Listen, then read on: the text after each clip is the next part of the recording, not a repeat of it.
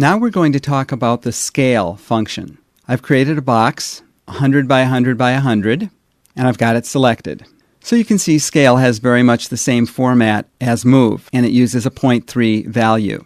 And each one of these numbers describes a factor to multiply that dimension of the object by in world space. So this says multiply the x dimension by 0.5, in other words, divide it in half, and multiply both of the other dimensions by 1. In other words, don't change them. So now I'll just hit the Enter key.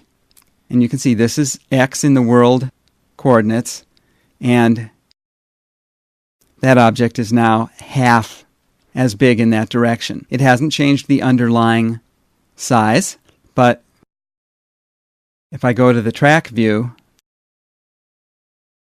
I can see here that it's 50% in the x direction and 100 in y and z. Remember, by the way, though this reports in 50 and 100 and 100, for the scale function you need 0.5, 1, and 1.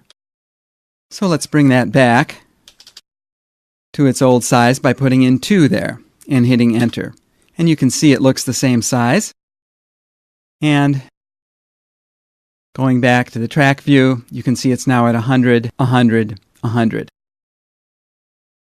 And remember that this scaling is in world coordinates. So for example, if I take this box and rotate it a bit so it's no longer aligned with world coordinates the way it was before, and then I'll go back and apply that same scaling that I applied before, it skews the box because the scaling is no longer being applied in a direction that aligns with the local coordinate system of the box itself. The scaling is being applied in the world coordinate system.